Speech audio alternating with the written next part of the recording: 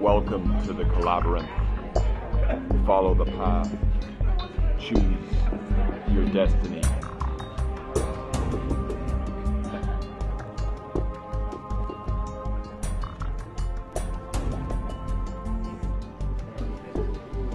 Hi. Hello. All right, so go ahead and pick any of the objects, pictures.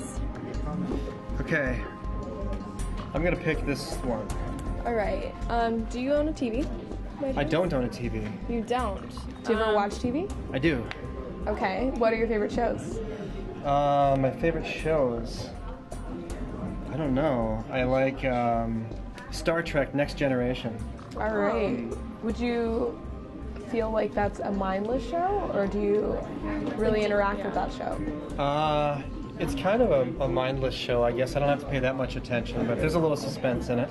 Yeah, do you ever get up and like, oh my gosh, do you ever react a little bit? Sometimes I react, but not so much physically. No? Okay, so would you say like you're more like you passively watch television, or you take it more like as an active thing? I guess it's kind of passive. Okay. If you don't have a TV, what are you watching it on? On a computer. Okay. And what do you do while you're watching? I usually am just laying down, just sitting down, or maybe even eating something. Okay. Are you thinking about the show? I mean, are you getting into the show? Kind of, but it's really easy just to think about other things as well when I'm watching the show. Participate? You still participate into the show? A little bit, yeah. Yeah, I guess so, because there's a story that I'm interested in, and I don't know what's going to happen until the end. Do you enjoy watching a show? Yeah. Do you feel engaged with the show? Or do you get distracted? No. I'm engaged with the show, I think. I'm always waiting to see what's going to happen next. Do you own any Star Trek, right? Yeah. Do you own any Star Trek gear? No. Like any t-shirts or anything? No, I just think it's fun to watch. So it's just fun to watch? Yeah. Okay. Why? So what is this about? So we're active and passive? Active and passive, yes. Okay. I would say it feels like it's kind of passive for the viewer, but if there's engaging material in the show, then I would say maybe it's a little bit more active. I think it depends on the show, yeah. All right, well, awesome. Do you want to get started? Yes.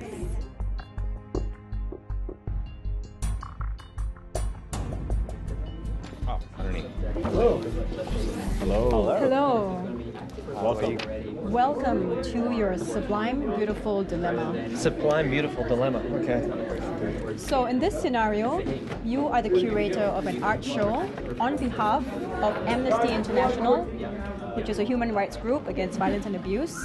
Your task is to evaluate this painting, and decide if it should be included in the exhibition. So you might want to just The exhibition for what again? It's an art show on behalf of Amnesty International. Okay. So tell us whether you feel this painting is sublime or beautiful, and why you think it should be included in or excluded from the exhibition.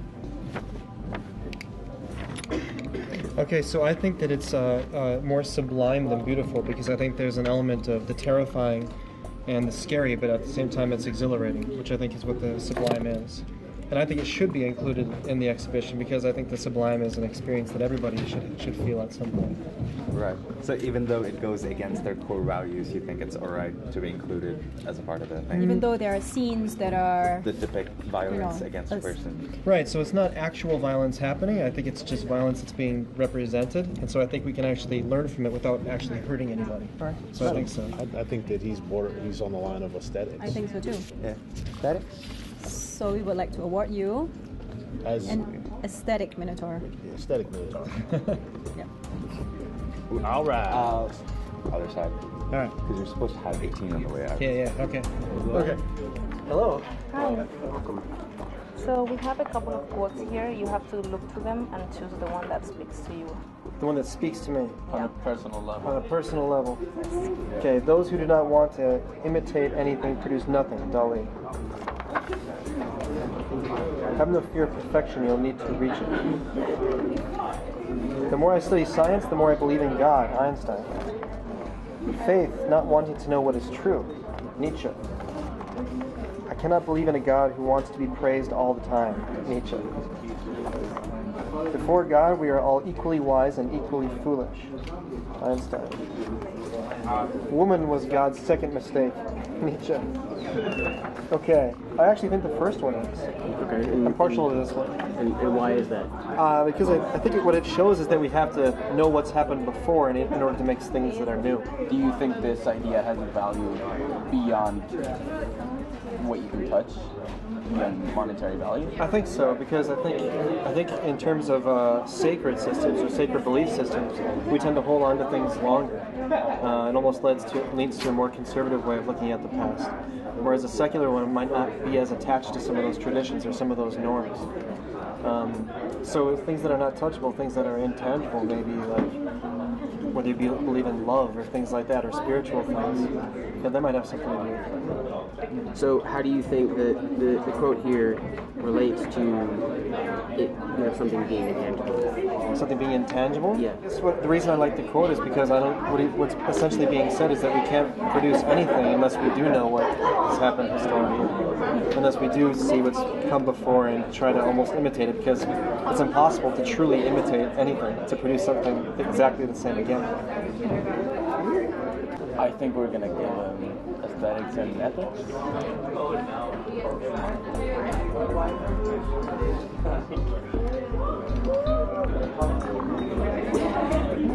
Thank you. That way. Hello. Minotaur. Hey. Welcome to our table. Pick an item that pleases you. Pick an item that pleases me. We have an iPhone, Porsche key, a tie, soccer ball. I like this. When you see this ball, what does it represent to you? What do you think of? I think of football. That's what it represents to me. So the word blatant, that means it's something that is kind of unashameful, like to show, in a sense where it's pretty obvious. The concept of this ball, I think, is pretty obvious. It's meant to be played with. It's meant for soccer in that aspect. Okay. However, you can still play other sports with it, but it's meant to be played with. Okay. I'd say this design is subtly a marketing tool. Subtly a marketing tool. We get the Coca-Cola. Is that why? Yes. Okay. When you see Coca-Cola, what do you think of? Wide, massive scale advertising and soda pop. So you see an object that is worldly known around, an object that's known worldly, like around the whole entire world. Sure. It's an icon. Sure. So an icon, I don't think is very subtle, especially with the color red. That's very bright and it draws your eye. I agree. It's kind of in your face, isn't it? Exactly. So it's more blatant? In a sense, yes. And when you see their advertisements on billboards, it draws your eyes right to it. Well, I guess I see both your sides, but I guess the form of it and the way that it feels and what it's made of tells me it's a soccer ball. But what's on it is more advertising, and that's more subtly done. So I guess the form is more blatant, whereas what's on the surface is more subtle. It's design. Yeah. The design is more subtle. The use can be more subtle. It doesn't have to be just for soccer. Right. I mean, third world countries, they might think it's basketball. we all know that it's meant for soccer, but it can be used for other sports. I agree. Well, the item itself, the object itself, is blatantly a soccer ball. And wouldn't it depend on how I use it? Well, if I play basketball with it, basketball, and that's the only thing you have, and you want to play basketball. Okay, but the ball in itself, the object is a ball. You can play with the ball, basketball. You can play soccer. Just playing with it, yeah. Yeah, exactly. So is it a blatant ball or a blatant soccer ball? It's a blatant ball. Or is it a blatant soccer ball? It's a blatant ball, which can be used for multiple purposes. The object is a soccer ball. Wow. Okay, so it's blatantly a ball. It's subtly an advertisement, or maybe not so subtly. Marketing. Yeah. Marketing. I would debate that it's a subtle advertisement because that is the colors and the fonts. Yeah. Going on phone theme. So what am I supposed to do here, guys? I see two sides to the story. I think you should flip a coin and pick a side. What do you agree with most? Based off the facts you give. Yeah, I can't disagree that it's blatantly a ball just in its form. Of course, it's a sphere. But at the same time, the advertising looks to me like it's more like a spherically shaped advertisement. Between subtle and blatant, I think it's a pretty it's blatantly a ball, and I think it's pretty blatantly an advertisement too. Okay. Uh-oh. Dot. Right. All right. Is that it? Mark, yeah? sir. You have Thank you. All right.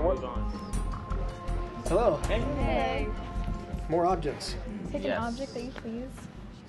Anything I'm looking Yeah. for, or just any object? Any object. Okay, I am very curious about the egg. Can I touch it? Yes. You can pick it up. Yeah, pick it up. Okay. Just Play don't with break it. Don't break it. It's boiled egg, so it's okay. All right. If an embryo is unhealthy, do you think it should be kept, or do you think it should be worked with to If it's unhealthy, should it be kept, like or a should baby it be? embryo, like in Yeah. a body? Do you think should it be kept even though we know it's unhealthy scientifically, or do you think it should be killed? Wow. Okay. That's a tough one. Like a human embryo, or, Yeah, or like human a chicken? embryo. Anything. If it's something that's living, maybe I would say that I think that we should help it and try to make it better, not kill it. What do you think? Well, no, hell no. I mean, why would you want to bring something unhealthy to this world? We're already overpopulated. We're not gonna be, we cannot use a useless person here in this world. But there are tons of people who may have been unhealthy that ended up being really productive parts of our society. And we can't say for sure just because they're unhealthy that they're not going to help our society. But still, it's gonna cost a lot, and they're not gonna produce as much as a normal person. But how can we choose and say who's more important and who we should help more? Shouldn't we look at human beings equally and help those who are less fortunate? Yeah, but still, I think I mean on these two sides, the world is overpopulated. I agree, but I think that maybe we should be more careful about producing embryos in the first place instead of trying to fix things after there's already an embryo. Yeah, that's What's the larger context of the debate here? It's determinism. and free will. Determinism and free will. Okay. So whether letting the embryo exist as it is and have a baby, or determining that it's not going to help our society and killing it. All right. So I guess we'd have to define what's best for society, right? You seem to be defining it in terms of production, what every person produces, but I think there's more value to human life than just what we produce. I like to believe in free will. I would like to think that we have that freedom. Yeah, that's true. Okay.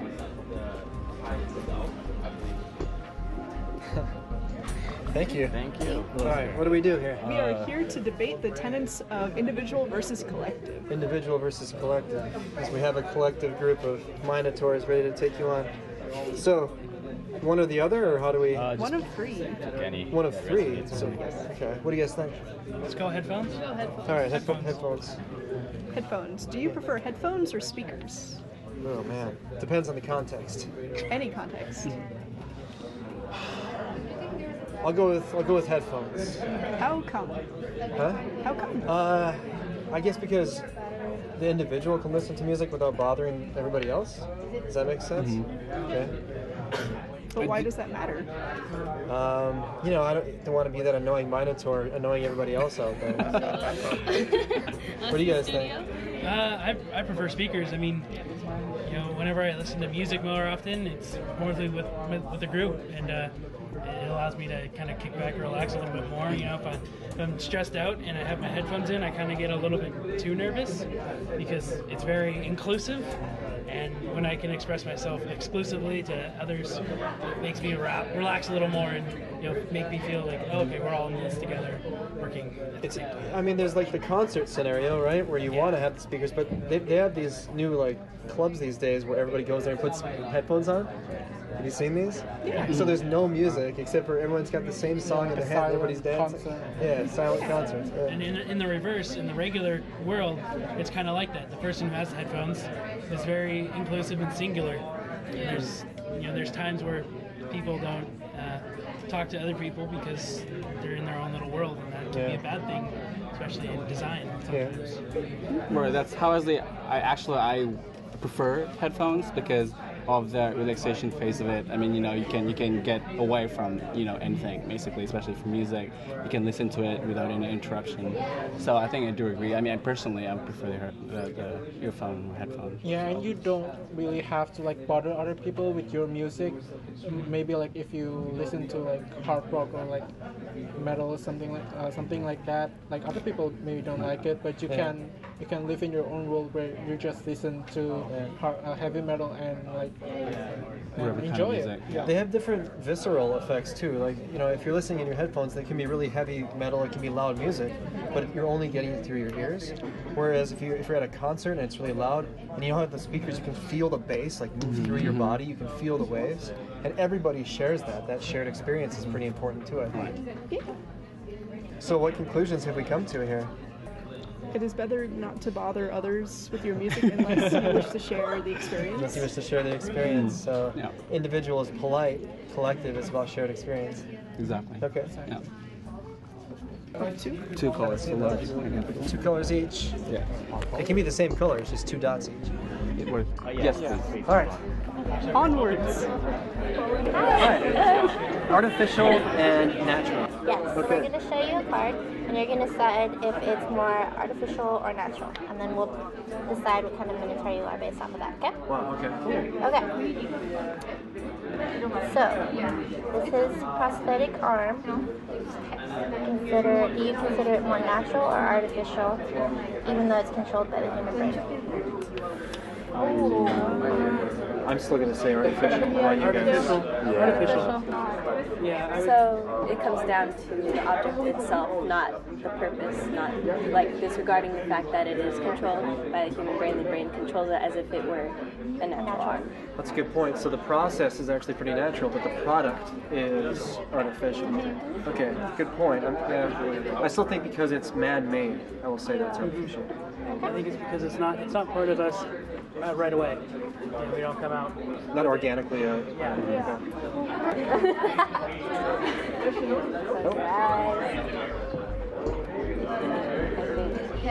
Let's go. Okay. Hello. So you want to pick whichever item you think is most useful, most fun to use, whichever. Fun to use or most useful? Or useful. What do you guys think? What do you guys think? Called a sweater. Sweater. So I look at that and I think that's not really a good quality sweater. And if I can make dozens of those in better quality in a day. Yeah, you can make it like by using the machine, but everything's gonna be the same. But there's less room for error. But it has you can make it better quality by creating more your personality and more creativity while the process. If we make one that's in good quality, we can create it repeatedly, consistently, without the risk of there being any human error. I think I see where this is going. So if the machine or if industry makes it, it's more efficient. Yeah, where if you make it by hand or by craft, there seems to be more meaning in it. Yeah. Value. Interesting. Okay.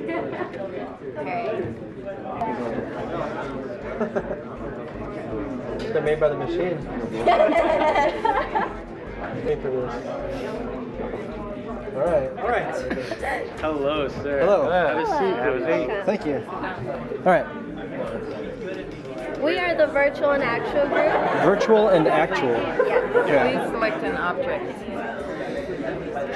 Based on anything, whatever Whatever you feel like. I quite like this. It's origami. Very cool too. Good choice. Okay. So we're going to talk about the design purpose versus the actual usage the design is given. Okay. So what do you think? How much control do you have of the actual usage of your product? I would say the control that I have as a user is pretty limited. So I can't write on it anymore. I can't really use the paper for what paper is usually used for. It's more of a sculptural object to me at this point. What about when you're designing? When you design something, do you think you're in control of the usage people are going to give your product? I think so. Like, if I was designing this, then I think I would know that by designing this in a certain way, it would be able to be used in only very specific ways and not in other ways, I guess. Like, for example, I can't use this to write on now. I think you could if you put the wing down. Yeah, if you flattened it out a bit? Yeah. Okay. There are virtualities doing that. But I couldn't write very big, for example, so it still limits me that way. But you as a designer, like if you know people might be doing that, would that stop you from making what you want?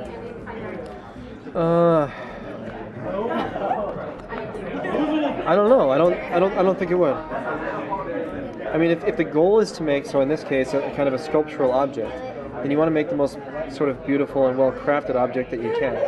I don't think you really care as a designer about whether or not people can do other things with it. You just stick with your guns and do what you want, right? I would say so. So basically, from the beginning, you just want your product to be that since the beginning of your process, your design process? Yeah, I think so. In the design process, you always have an end goal in mind, right? You always have a product kind of in mind, and then you have to go through a process to get to that point when you can produce it. You said earlier that being the user, that you feel like the uses are limited. But what if you made something where, you know, people thought of all different ways to use it besides your intended design? What would be an example of that?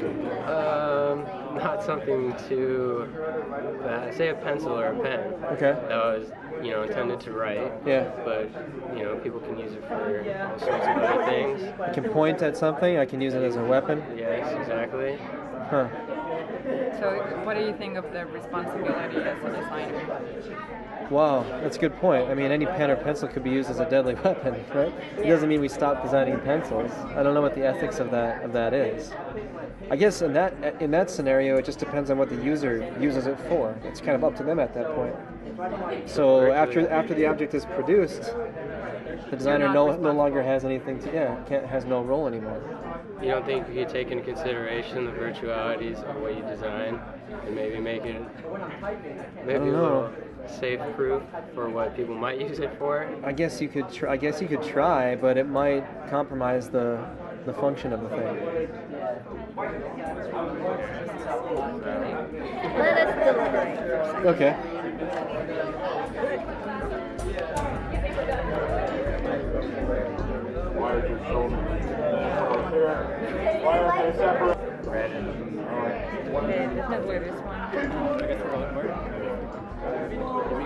All right, you have officially completed the labyrinth. I have. Next step, go look at yourself in the mirror and find out what kind of minotaur you are. In the mirror. Okay, thank you.